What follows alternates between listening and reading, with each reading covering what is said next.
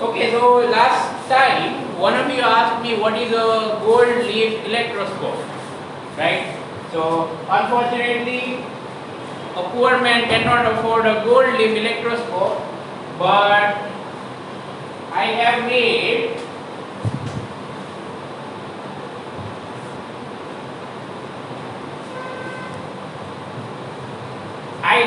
a very primitive version of the electroscope. Okay, so what you are seeing here is essentially a homemade cheap electroscope. All right. So what we have here is this wire, right? This is copper wire, so that it is a conductor, right? And what I am going to do, okay, can you see the leaves inside this bottle? Do you see something is hanging inside? Can you see it clearly, everyone? All right. Okay, those are actually two leaves. Let me just draw the diagram first, then we will start. Okay, so what is going on here?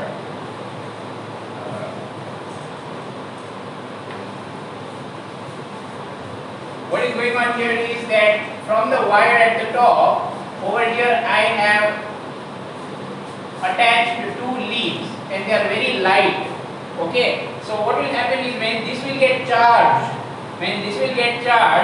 the charge will spread out. Suppose it gets positive charge, then this leaf and this leaf both will get positive charge.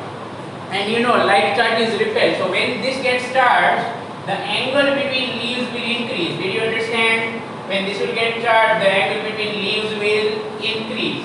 Clear or not clear?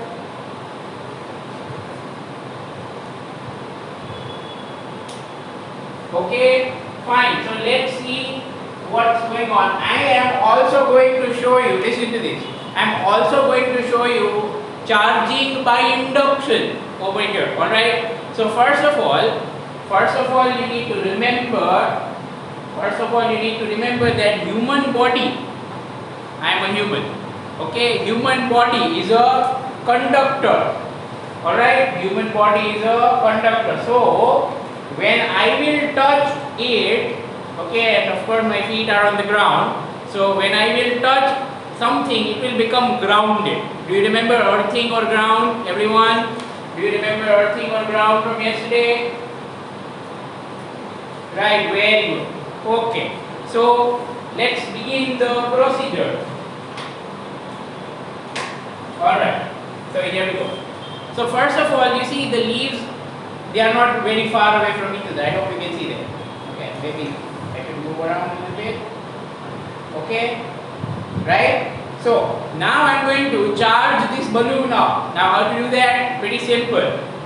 It's actually a little tricky when there is a lot of moisture, like in monsoon. In winter it's absolutely easy, but here thankfully we have two ACs running over here and lots of fans, so that allows me to charge the balloon by rubbing it with my body. Okay, so here we go. So I'm doing this, I'm rubbing this balloon on my arm. Okay, yes, and when I will bring this close, okay, that's not a good thing. Do you see the leaves have gone away? I hope you can. I worked hard for this. Do you see the leaves have gone away? See, have a look. Have a look. Do you see it? Everyone, do you see it?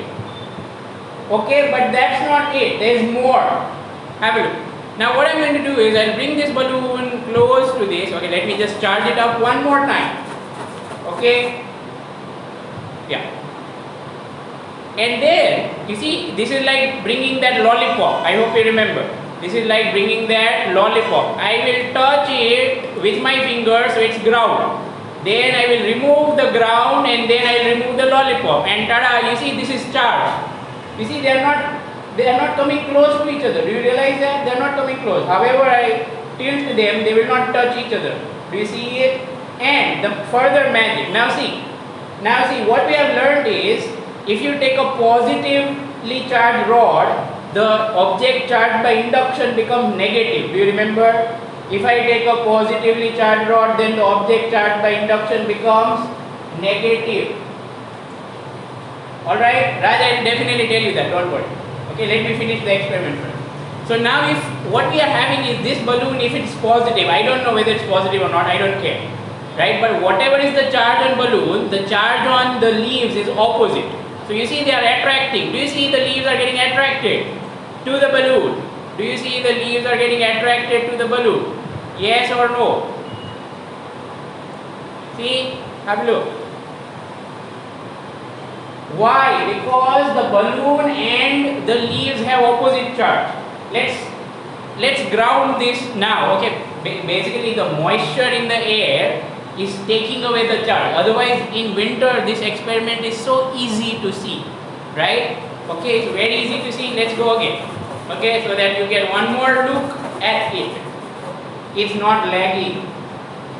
Everything is normal here. It's not lagging. Okay, let me do it again. Maybe I should do it on my hair? No, that doesn't work. It just stopped working. It's all due to the moisture here, that's it. Have a look. You see they are still repelling each other. If I touch it, the charge will come in my body, it will become ground. And the charge will go away, so it will become neutral. Have a look. Observe. See, the leaves fell. The moment I touched them, I touched the copper at the top, leaves fall down. Did you see that? Did you see it?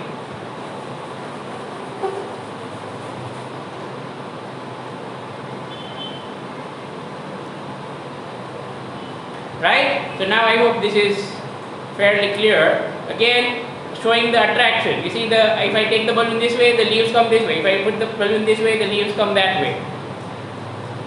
Right? I hope you are seeing it. Okay? Remember, I am not doing any trick. This is pure electrostatic forces. Okay? See, I touched it, it becomes neutral. Right?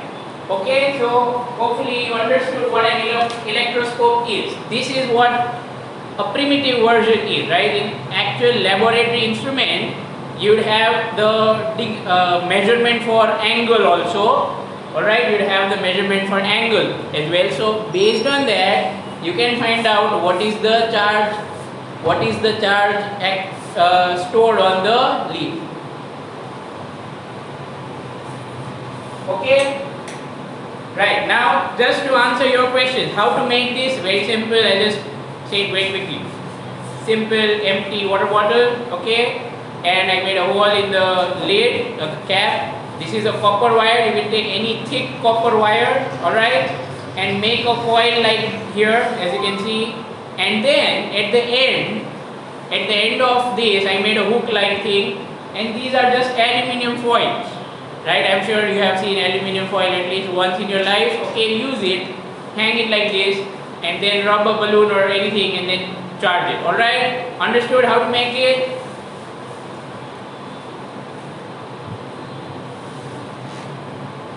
Do try it at home, okay? Raj, I hope you got the answer to your question.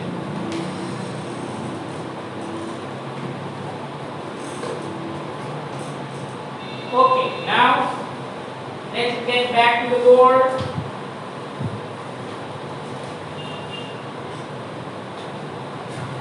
Who said it is expensive? This wouldn't cost even 10 rupees, right?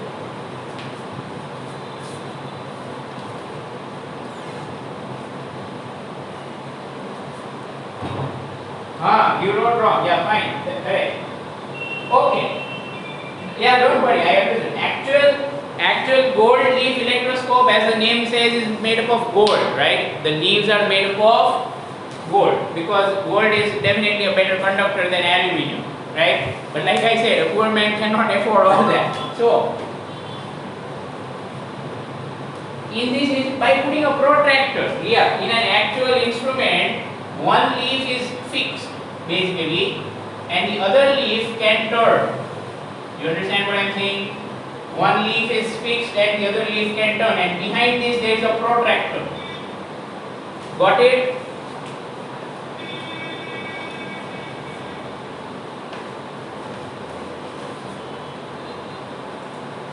then. So let's continue now. Alright, I'm erasing all this. But yes, don't worry, nobody is going to ask you a question about what exactly a gold leaf electroscope is or how it works. Okay, I just wanted to show you that charges can apply force, right? Like you saw, the balloon was attracting the leaves, correct? Okay. Right, now let's go to the next thing. After charging by induction and after earthing and all that, okay, yeah, we were also talking about Coulomb's law. Actually, last time we had some power failure or something, right? I remember now, yeah. So, Coulomb's law. Okay? Yeah. So, Coulomb's law, again, I'm not going to write it in words. Is that fine? I'll just speak it. I hope you have written it. It's there. The electrostatic force, let me write it anyway. The electrostatic force between 2-point charges or two charged particles, electrostatic force between 2-point charges at rest in vacuum or air is F equal to K modulus Q1 Q2 upon R square. What are the terms? Let's write the terms. Again, to compare it with gravitation's law, this is it, right? They are so similar. I hope you see that they are so similar, right? Yeah. And let me tell you that the similarity only begins here, it does not end. Alright? Similarity only begins here. Okay. Fine. What are the terms? F is of course the force. Let's draw a diagram, people. Let's draw a diagram. It helps you understand. So Q1 is the charge on the first one. Q2 is the charge on the second one. Distance between them, let's say it's R. Okay, so terms are clear. Q1, Q2 charges. Q1 and Q2 are charges. Alright? Okay, and R for distance between the charges. Distance between point charges, you could say. Distance between point charges. What is K now? What is K? K is a constant. Right? Just like in Newton's law of gravitation, G is a constant. Okay, universal constant of gravitation. Similarly, here K is also a constant. It is named after Coulomb. Okay, it is named after Coulomb, so it's called Coulomb's constant. Okay, it is named after Coulomb, so it is called Coulomb's constant. It's not arbitrary constant. Okay, it is a measured value. I repeat what I have said. It's not an arbitrary constant. It means you can't put any value of K you like. Okay, it's not like you can put 2, 3, 7, 100, whatever you want. No, it has got a particular value, and the value of K is equal to 9 into 10 raised to 9. And unit you can make it up from there. It's Newton meter square per Coulomb square. Why Coulomb? Unit of charge is Coulomb. I hope you know that. Unit of charge is Coulomb, right? SI unit of charge is Coulomb. Is that okay, everyone? SI unit of charge is Coulomb. Everything clear? This is experimentally measured again. Okay? The original law is just this. That is, when Coulomb found it, this was his law. Okay, but then we understood that when we remove proportionality, there has to be a constant, and we found the value of the constant by doing experiment. Alright, right? So this is a very important formula for all of us. Alright, we're going to use it so often. Clear? Well, one thing to realize, everyone, that this is valid in air or vacuum. Okay, this is valid in air or vacuum. What happens if it's not air or vacuum? I can answer it right now, but I will not. I will give you the answer near the end of chapter 2. I repeat, what if it's not vacuum or air? What if it's something else? Okay? Then what to do?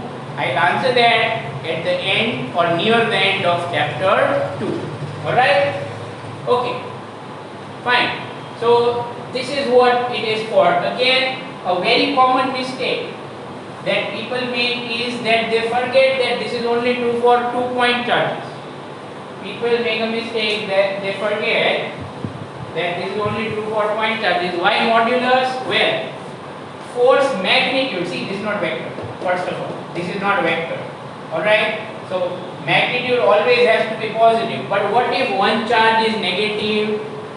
What if one charge is negative? Suppose it's like this, that Q1 is 1 coulomb and Q2 is minus 2 coulomb. Then if you don't write modulus, you are violating rules of vectors, isn't it? A magnitude can never be negative. So to be on safer side, you can write like this. Did you understand? Okay. Fine. Now I am erasing everything on the board. Alright? I am erasing everything on the board.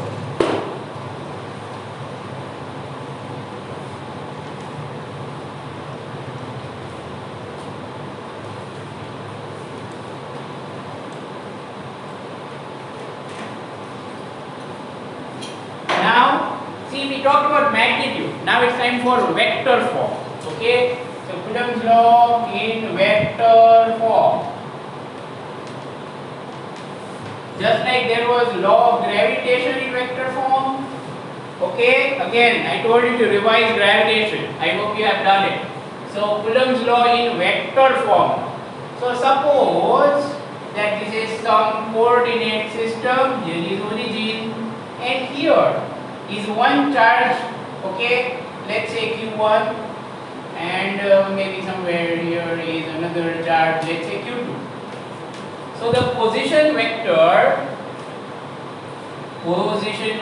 of this is R1 vector, position vector of this is R2 vector. Doesn't it look like what we did in gravitation already? Do you remember how we did it for gravitation in vector form? એટલે તમને એવું જરાય લાગતું હોય કે હું બીજી વાર સમજાવીશ તો તમારો વહેમ છે. Okay, that's why I told you to revise everything. All right? So now we know that force will act on both of these. For the moment, let's say that we are drawing this diagram for Q1 greater than 0 and Q2 greater than 0. Means what? Both are positive charges. Did you understand? Let's say right now I am drawing this diagram for both charges being positive. Both positive charges will attract or repel. Both positive charges will attract or repel. Raj, it's not superposition principle. Okay. They will repel. Very good. So, force on Q1 due to Q2 will be in this direction. Did you understand this vector? Force on Q1 due to Q2, F12 vector will be in this direction. Clear? Pushing away. It is pushing it away. Alright? Clear or not, everyone? Similarly, Q1 will push Q2 away. Is this understood? Q1 will push Q2 away. That is force on 2 due to 1. Force on 2 due to 1 is in that direction. Right, very good. Now, let's try to write it in vector form. Okay, let's try to write it in vector form. So, first of all, this is the direction for F1. Okay, I am talking about F12. I will not talk about this. I will only talk about this. Right? So, direction is from Q2 to Q1. So, do you realize that the direction of this force can be said to be same as this vector? do you realize that the direction of this force can be said to be same as this vector? So what name shall you give to this vector? What would you call this vector, everyone? What would you call this vector?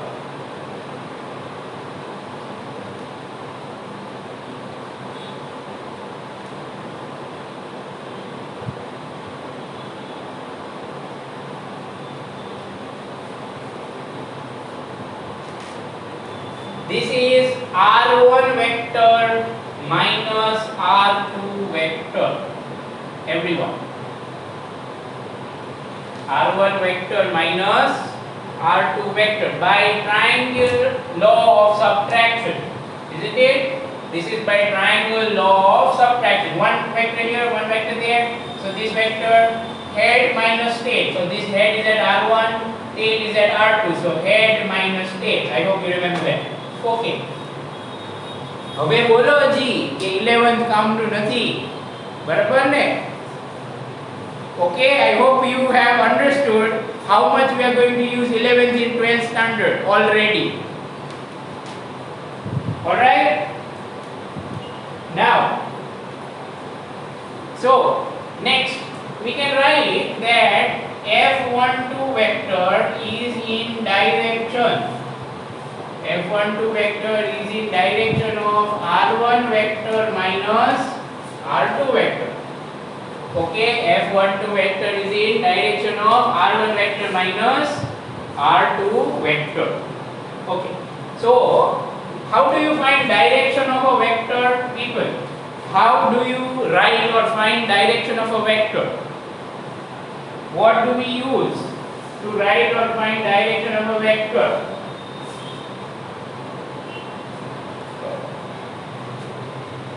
Angle, component,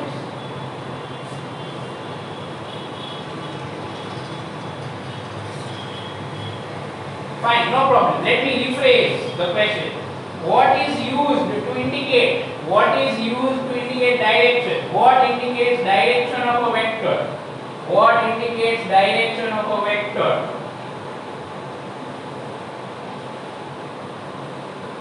Yes, unit vector. Some of you gave the right answer. Very good. Unit vector indicates direction of the vector, doesn't it? Okay, so we can say that F12 vector is equal to, first of all, magnitude only.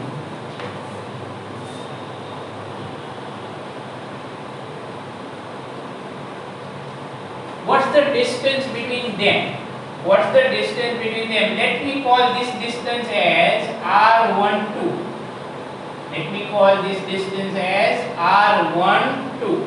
Okay? Magnitude clear? Magnitude clear or not clear?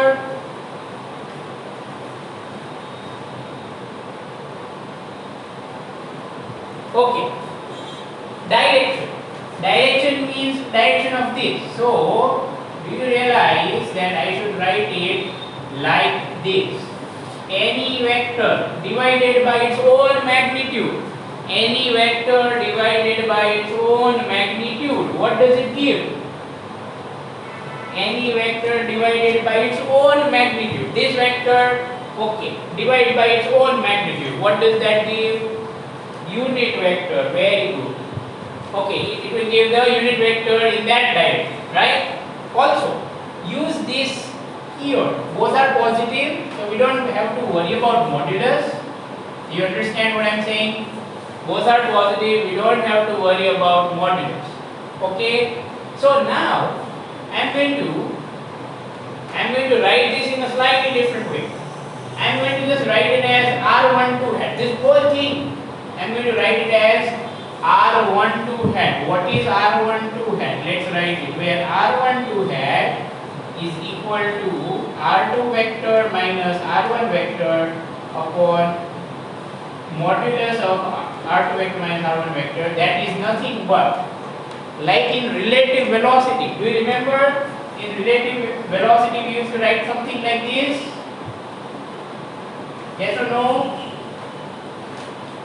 In relative velocity we used to write v2 vector minus v1 vector equal to V21.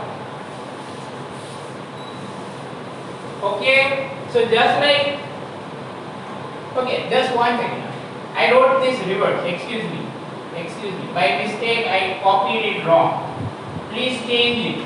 This is R1 vector minus R2 vector for this, alright? Make sure you corrected it here, everyone. If you wrote it, make sure you corrected it here, alright? Shall we go ahead? Shall we go ahead? Shall we go ahead? Yeah, okay, fine. So this will become this. Did you understand? Why so? What is this modulus? Modulus means length of the vector. I repeat, modulus means length of vector. How much is this length? It is R12. Again, how much is this length? R12. Clear? So, finally, I can write all of this just as thus finally F12 vector is equal to KQ1 Q2 by R12 square R12 hat. This is one form of writing. Here, where is the magnitude, everyone? This is the magnitude, and the remaining is indicating direction. So this is a unit vector from 2 to 1. Don't forget, from 2 to 1. From 2 to 1. Alright? Basically, if you remember this idea, it's very easy to do. Alright? Fine. So this is the Coulomb's law. This is the Coulomb's law in vector form. That F12 vector is given as KQ12 by R12 square R12 hat. Now, see, for this simple derivation, we assumed everything is positive. Later on, we will discuss a little bit about what happens if it's negative. Nothing actually happens. It remains the same. Right? But for the time being, now we will not talk about this. Let's talk about this. Okay, I am now talking about F21 vector. I am going to erase everything over here. Shall I do that? Shall I erase everything on the right side of the board?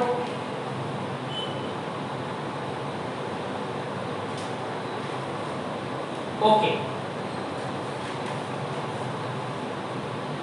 Now, by similar logic, do you realize that we can write F21 vector as K Q2 Q1 upon R21 square into R21 hat. Did you understand? Compare this with this.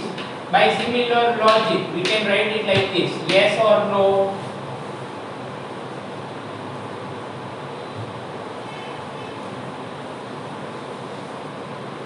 Grace, don't worry. We'll do everything about that. Alright? Now what will be R21 hat over there? What will be R21 hat? Do you realize that it would be R2 vector minus R1 vector upon this modulus? Now, do you see that this is nothing but negative of R12 hat? Why negative? This vector is in this direction and this one is in opposite direction. Yes or no? Is this step clear?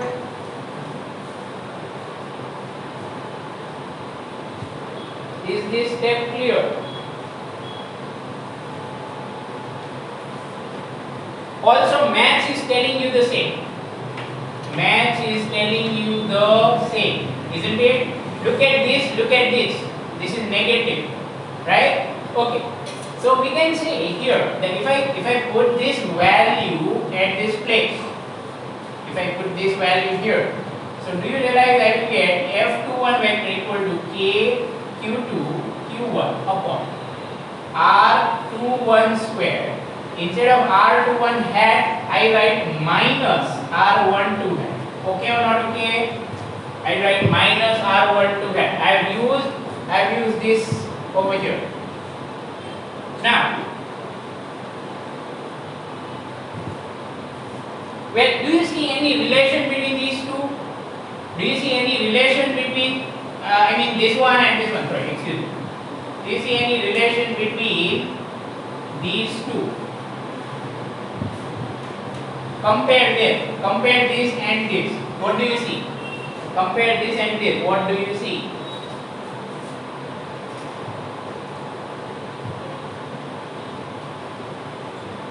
What do you see?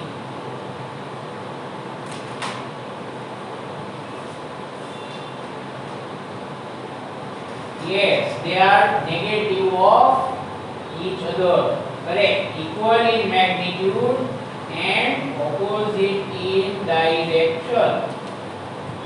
Isn't it? Equal in magnitude and opposite in direction. So we can say the electrostatic force. See, why electrostatic? Electro means referring to charges and static means when they are stationary.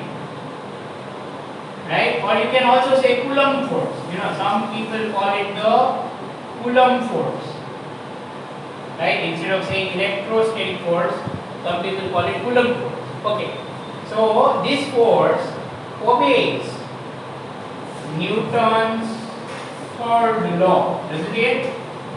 This force obeys Newton's third law because the forces are equal in magnitude and opposite in direction, and they act on two different bodies at the same time. Well, so overall, the key takeaway from this topic is the formula, right? This was derivation, mind you. They could ask you this. Explain and derive the Coulomb's law in vector form. Okay, something like that. Now, so the key formula here is force, electrostatic force, or for short, electric force, on 1/2. Remember, this is only for point charges. Don't forget, I will put that in note. Electrostatic force on 1/2 F12 vector is given by K Q1 Q2 upon R12 square R12 hat. Okay, so easy. 1 2 1 2 1 2 and 1 2. All right, no need to worry about anything. Right side of board is not visible. I have not written anything over there. Here I have just written Newton's third law. That's it. Okay.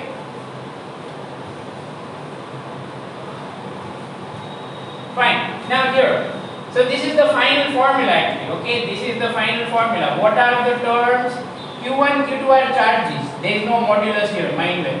There is no modulus here. Q1, Q2 are charges. Okay. R12 simply means distance between charges. Did you understand this term? R12 simply means distance between the charges Q1 and Q2. This distance, this much. Okay, so that's it. And R12 hat is the direction. Okay, from what? Basically, it's R1 vector minus R2 vector's direction. Right, so this way. Now what if charge, one of the charge was negative? Listen to this carefully. What if one of the charge was negative? We are not going to write anything. Okay, I just explain it with the formula itself. It's very easy. Suppose one of the charge was negative. Let's say that Q1 is negative. Let's say that Q1 is negative. Then all this will change. Do you realize? Q2 positive and Q1 negative. Then the forces will all become reversed. Yes or no? It will become like this. Yes or no?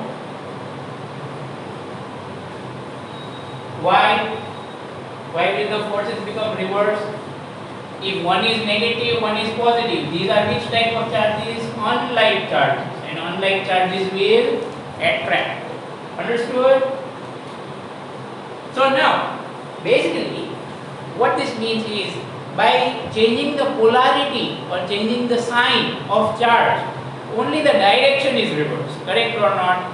By changing the polarity or the sign of the charge, only direction is reversed. Now, that is already built into this formula. Why? Earlier we took both positive, so this bracket was positive.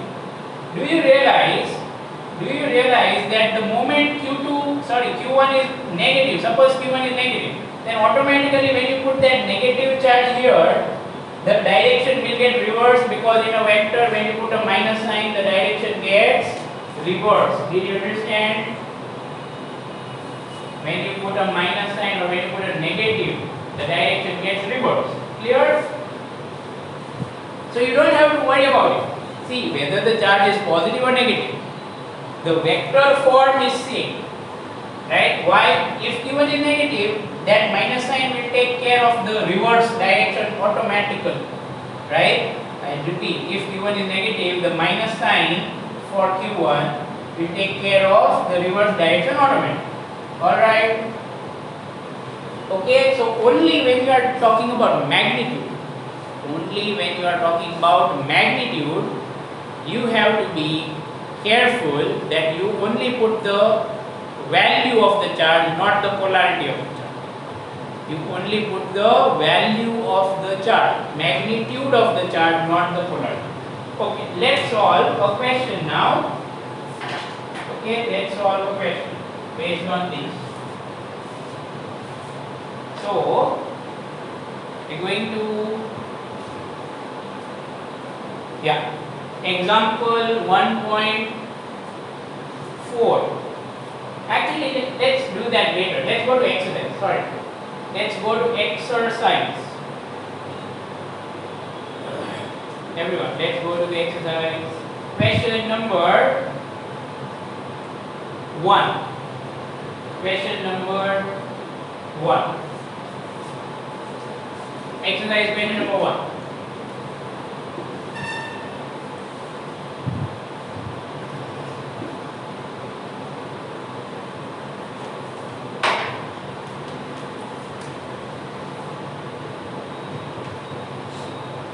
Okay. It's given that what is the force between two small charged particles having a charges of this and this. So Q1 first charge is given 2 into 10 raised to minus 7 coulomb. Q2 second charge is given 3 into 10 raised to minus 7. Okay. Placed with 30 centimeter apart. Placed with 30 centimeter apart in air. Okay. So standard things. Right? We have the standard things. So draw a diagram. Q1 here, Q2 here, distance between them 30 centimeter. R. Right? So this is R. So we just have to find the force between these two, right? Okay, we just have to find the force between these two. Clear? So what do we get? F is equal to K Q1 Q2 by R square. Alright, K Q1 Q2 by R square. I know both charges are positive, so I'm just putting it that way. There is no need to write more. K's value to be memorized, everybody. K's value to be memorized. Okay? Put the values. And I will not wait for anyone to do the calculation. R square is 0.3 square. And answer will have unit Newton. Method clear, everyone? Method clear or not clear?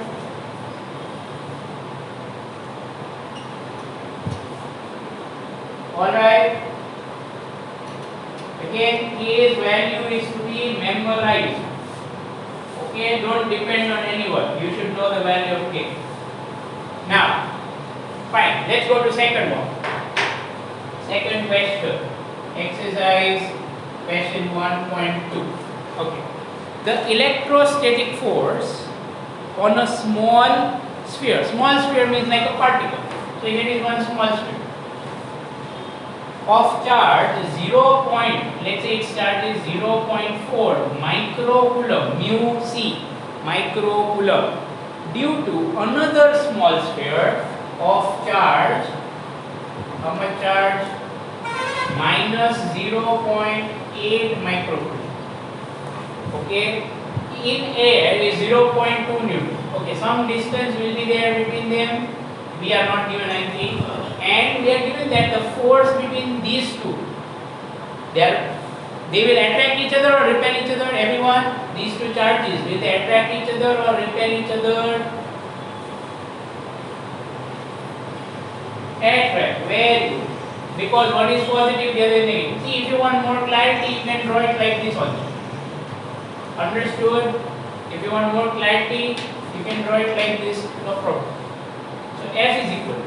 Now here, you see, magnitude of the force is given. How much is it? How much is it? 0.2 Newton. And we have to find out. What is the distance between the spheres. Clear? Let's use the formula. So K modulus Q1 Q2 upon R square. Understood? See, you can do one thing. You can also write individual modulus. It's not wrong. I'm sure everyone will understand that even if you take modulus individually, it gives you the same value. Understood? Understood or not? When you put modulus, only the value is to be written. So this will give 9 into 10 raised to 9 modulus Q1 0.4 into 10 raised to minus 6. Don't forget micro 10 raised to minus 6 into Q2. Do you understand why we should not write minus 0.8? Is this clear? Why I am not writing minus 0.8? Yes, because this is magnitude. Again, everyone, this is the magnitude of force. So in the magnitude, you don't need to put the sign, because that sign ultimately is only going to decide direction of force, right? It will not decide magnitude of the force. And divided by R square. So this distance is R, or you can also write R12. See, if you don't like R, you can write R12. No one will say that it's wrong. Okay, so this is equal to how much? 0.2. Okay, let me put it on this way. This is equal to 0.2. Solve this, get your answer. Method clear? Clear or not?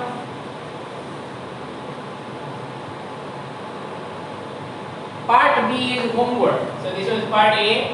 Part B is really very difficult. I don't know how I'm going to manage teaching that to you. Okay? The force on this one is given. How much force? 0.2 Newton. And in part B, you have to find how much will be the force on this one. Such a tough question. How can we find it?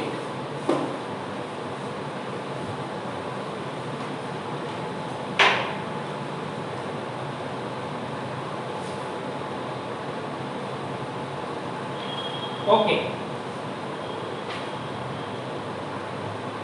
Right. Now let's go to the example. Right? Let's go to that example. Which one was it? Number 4. Yes, number 4. Example 4. Okay. Please don't be scared by reading this giant paragraph. This is a very simple question, but I think there are 3 or 4 questions inside this, right? So have patience. Coulomb's law for electrostatic force between 2 point charges and Newton's law for gravitational force between 2 stationary point masses both have inverse square dependence on distance. Means they are saying that Coulomb's law and Newton's law both tell you this, correct? One for gravitation, one for electrostatic force or Coulomb force, right? Compare, now question begins. Okay, we know this, right? This is just useful information for us. Compare the strength of these forces by determining the ratio of their magnitude. Okay, very tricky language. They are saying that we have to compare the electrostatic force with the gravitational force by finding the ratio.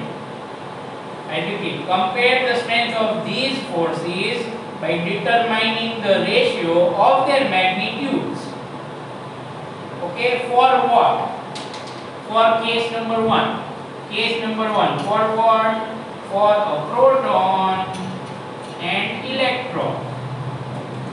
Okay, the two famous particles. That is, suppose there are there is one proton and one electron at some distance, then what is this ratio for these two? Question clear? If there is one proton and one electron, then what is the ratio of these forces for these two? Clear or not clear? Right, let's begin. Okay, let's begin. So first of all, I'm just going to use the formulas, right? Don't worry at all. Just formula, nothing else. 12th physics is much easier. Where? Fe. What's the formula? K, charge of first one. E, charge of second one. Minus E, no, only magnitude. Did you understand? K, Q1, Q2. Right? K, Q1, Q2 by R square divided by, now Fg. Fg, everyone. Fg, how do you find gravitational force? G, M1, M2 upon R square. How many of you understood this step?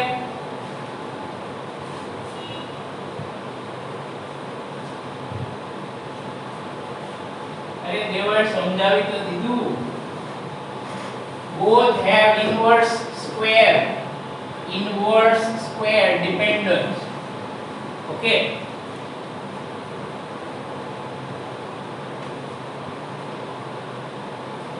Done, everyone, right? So now what to do? What to do here? Put one values. એક વસ્તુ તમને બહુ સીધી પૂછું. આટલા songs આપણે કર્યા 12th માં ફર્સ્ટ ચેપ્ટર માં. એ કઈ 11 જેવો ટફ છે? Think about it. યાદ કરો 11 ની ફર્સ્ટ બુક. એમાં શું હાલત થતી હતી? અને આમાં શું થાય છે? I hope you see what I am saying. The 12th standard physics is lot easier than 11.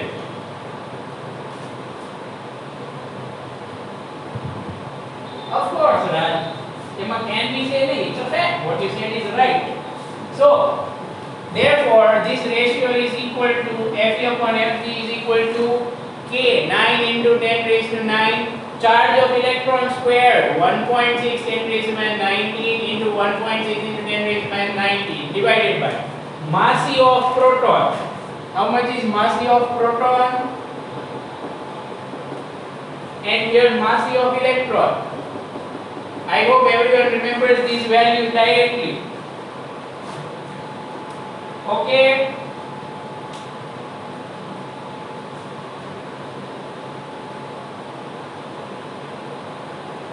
Fine. Easy question. Now, calculation you have to do on your own. હવે તમે એટલા મોટા થઈ ગયા છો કે calculation મારાથી પડવું ન પડે ક્લાસમાં. Or G, sorry. Yes, Samkin, thank you so much for reminding that I didn't put this value. I'm so sorry. In a hurry, I forgot this value. So here we have to write G's value. What's G's value? 6.67 into 10 raised to minus 11. 11 in there. Agree. Okay. Yeah, fine. Thank you for pointing it out. Now part B of this, second part actually, part B. For two protons, see, continue that sentence. For two protons. So instead of one proton and one electron, one proton and one more proton. Method clear? How to do this? Understood how to do this?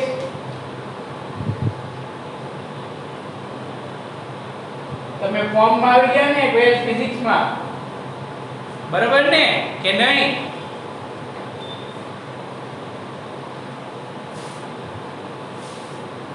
Okay. Now the last thing, B part of the question that we will do next time. Okay, I don't want to stretch this class unnecessarily. Alright, so next part B we will do it later. Okay, in the next lecture. Goodbye everyone.